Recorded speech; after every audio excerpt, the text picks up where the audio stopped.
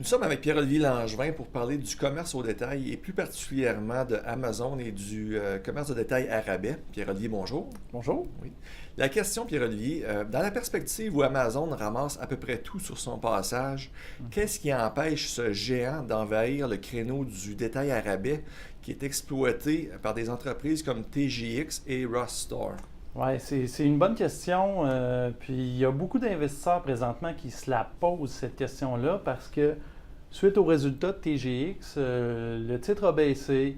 Lorsque Amazon a annoncé qu'ils entraient plus particulièrement dans le domaine du vêtement, le titre a baissé aussi. Donc clairement, là, le marché, il y a une crainte par rapport à ça. Nous, on a analysé Amazon, on connaît bien TGX depuis plusieurs années. Puis je dirais qu'il y a deux aspects qu'on remarque chez Amazon. Amazon, là, ils ont deux manières de vendre leurs marchandises. La première, c'est que Amazon va vendre lui-même la marchandise. Donc, va acheter la marchandise et la vendre lui-même. Mais Amazon va seulement le faire pour à peu près 5% des unités qu'il vend sur sa plateforme. Alors, l'objectif, c'est vraiment de vendre les items qui sont à très haut volume, des items qui vont stocker et toujours racheter continuellement pour en avoir en inventaire. Alors, vous voyez que ça diffère beaucoup de la façon que TJX fonctionne. TJX, souvent, va acheter des surplus d'inventaire des fournisseurs. Alors, ça demande une organisation qui serait très différente pour Amazon de justement se mettre à acheter de manière opportuniste des items qu'ils peuvent vendre en rabais.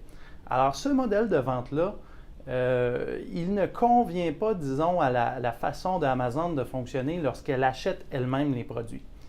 Il y aurait une autre façon qu'Amazon pourrait dire, moi, je veux aller contre les TJX et Ross Stores de ce monde, ce serait en convainquant ses partenaires de vendre sur sa plateforme la marchandise à rabais. Alors, ce serait de convaincre les fournisseurs de TJX, de Ross Stores, plutôt que de vendre leur marchandise à TJX et Ross Stores, de le vendre sur leur plateforme, sur la plateforme Amazon.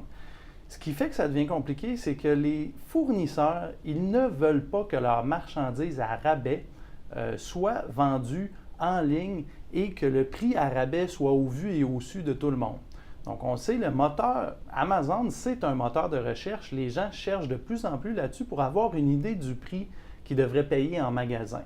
Donc, c'est vraiment là, le barème de référence. Alors, si je ne sais pas, un fabricant de jeans comme Levi's se mettait à vendre sa marchandise en liquidation, en rabais sur le site d'Amazon, là, ça causerait un problème et ça entacherait la relation qu'ils ont avec TJX et Ross Stores. Donc, c'est beaucoup plus facile pour un fournisseur de juste dire, vous savez quoi, TJX, je vais vous vendre toute ma cargaison que j'ai en surplus, que je n'ai pas réussi à vendre, puis vous allez la vendre anonymement dans vos magasins, parce qu'on le sait, TJX, Winners, ils ne font pas la publicité, disons, des marques. Ils ne vont pas dire, venez chez nous, il y a des jeans Levi's. Ils ne font pas ça parce qu'évidemment, leurs fournisseurs ne veulent pas qu'ils fassent ça.